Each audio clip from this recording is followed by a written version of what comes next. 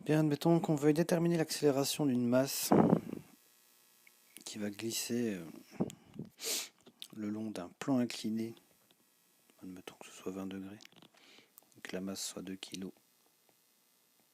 Alors qu'est-ce qui va se passer? Ce qu'on va avoir, c'est que notre masse, elle va sûrement partir par là. Ok, bon, première chose à faire, je vais faire un schéma des forces.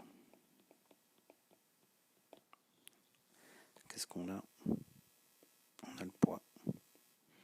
Et on a une normale. Alors ici, la normale, comme son nom l'indique, c'est que c'est une force qui est perpendiculaire à la surface. Et si on a une surface inclinée, donc en fait, on aura une normale qui sera dirigée dans cette direction-là. On verra pour sa longueur tout à l'heure, mais en tout cas, elle n'est pas verticale dans ce cas-ci. Et donc, ce qu'on va avoir, c'est que la somme des deux forces ici sera complètement nulle. Il n'y a pas d'autre force, il n'y a pas de force de frottement. Et j'ai dit quoi? La somme des deux forces, elle ne sera pas nulle du tout, pardon. Donc, on aura bien une accélération qui devrait se faire logiquement parallèlement au plan incliné. Donc, il faut que je choisisse un repère de manière judicieuse. En général, le choix du repère, on va le choisir comme ça. On va choisir le repère de sorte à ce que au moins des deux axes soient parallèles au mouvement. Donc ici, on a un mouvement qui va se faire le long du plan incliné. Je vais prendre un repère avec un axe parallèle au mouvement. Ça nous fera moins de boulot, en fait. Il faut bien deux dimensions, puisque mes forces ne sont pas parallèles, elles sont sur deux dimensions. Donc voilà. On peut le faire très bien avec un autre repère qui n'est pas parallèle au mouvement. Alors il y a beaucoup de travail de décomposition. Le plus simple, c'est mon mouvement se fait le long du trajet, du plan incliné, je choisis au moins un axe le long du plan incliné. Donc on va décomposer selon les axes. On va regarder ce qui se passe selon Y. Votre plan incliné, enfin le corps qui est sur le plan incliné, il va ni sauter du plan incliné, ni rentrer dedans. Donc on va avoir un repos. Et donc qu'est-ce qu'on va pouvoir dire? On va dire que selon Y, qu'est-ce que j'ai comme force en fait? Il y a la normale, ok, qui est là. Ça, c'est sûr. Donc on a une somme de forces égale nulle, égale 0, pardon. Donc ma normale, ok, plus. Il doit y avoir une autre force, sinon verticalement, il y aura un mouvement, le truc décolle du plan incliné, donc ça marche pas. Bon, qu'est-ce qui fait que on compense la normale? On va faire un peu une astuce ici.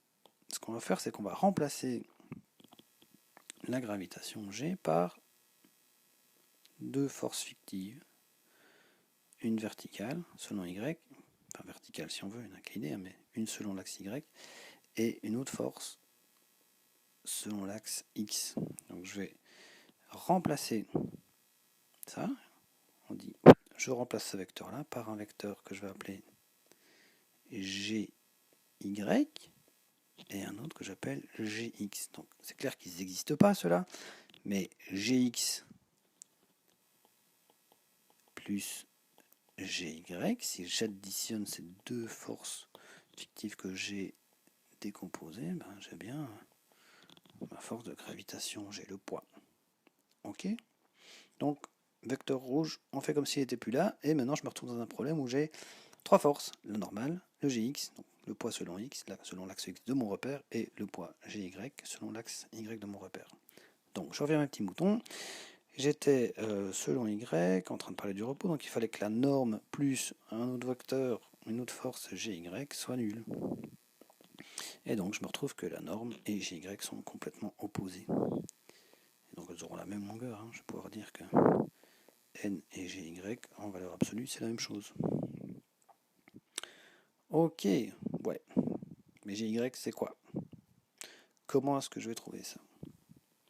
Si je regarde bien, j'ai des triangles semblables. Mon grand triangle ici, c'est un triangle rectangle, et le triangle que j'ai ici, c'est aussi un triangle rectangle. Et l'angle de 20 degrés qui est là, je vais le retrouver ici. Je vais le mettre ici. Là, on a les 20 degrés. Vous voyez? Et donc si j'applique mon SOHCAHTOA et le sinus ou le cosinus de l'angle, qu'est-ce qu'on va pouvoir dire? Est-ce que c'est sinus ou est-ce que c'est cosinus?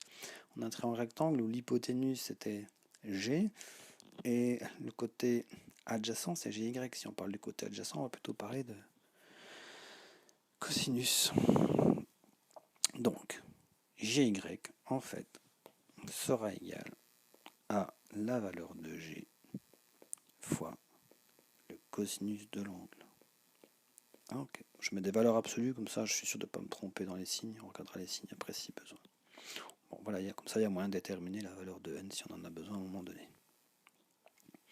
Maintenant je vais regarder ce qui se passe selon x. C'est là que le mouvement va se faire et c'est là que l'accélération va se faire. J'ai bien MRU1. Bah oui, parce qu'en fait quand j'additionne les forces qui sont parallèles à l'axe x, il n'y en a qu'une. Je me retrouve avec Gx. Ok. Bon. Donc Gx sera égal à m fois 1. Et c'est ça que je cherche, c'est mon accélération. Si je veux trouver l'accélération, qui est une accélération qui sera seulement selon l'axe x, j'ai qu'à calculer Gx et je divise par la masse. Alors si je veux avoir le nombre, je prends les longueurs et puis on est bon. Hein. Donc, mon accélération ici, elle risque d'être positive, hein, puisqu'elle se fait selon l'axe x. Gx, alors Gx, ce sera quoi? Gx, c'est pareil, hein, je vais regarder. Gx, en fait, c'est un côté de là à là ou de là à là, c'est la même chose, c'est un côté opposé à l'angle de 20 degrés qui est ici, donc je vais pouvoir utiliser le sinus. Qu'est-ce que j'ai? C'est que Gx, ce sera l'hypoténuse G fois sinus de mon angle 20 degrés. Je divise par la masse et l'affaire est faite. Alors G, c'est quoi? C'est M fois 9,81 fois sinus 20 divisé par la masse. Tiens, les deux masses se suppriment. Ça veut dire qu'en fait, que j'ai mis une masse de 2 kg ou 3 kg, j'ai le même résultat. Et voilà, on obtient notre résultat. J'ai 3,36 mètres par seconde au carré. Heureusement, je trouve moins que 9,80, donc on n'est pas en chute libre, tout va bien. Voilà comment ça peut se passer. Encore une fois, c'est un peu brouillon, il va falloir que je m'entraîne. Peut-être pour ceux qui n'ont pas compris l'histoire des sinus, cosinus, petit rappel. Donc si je suis dans un triangle rectangle, d'accord, j'ai un angle alpha ici, et que je cherche la longueur ici, ok, cette longueur là, qu'est-ce que je vais pouvoir écrire avec le cosinus? Je vais pouvoir écrire que le cosinus c'est ma longueur que je cherche, L, sur l'hypoténuse. Si j'inverse un peu cette relation là, je vais voir que L, ce sera l'hypoténuse fois cos alpha. L'hypoténuse, dans notre exercice, c'était G. Pareil pour sinus. Sinus alpha,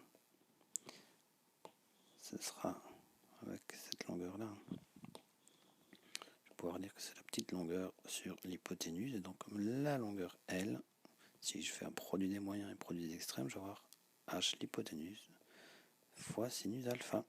Voilà, au revoir.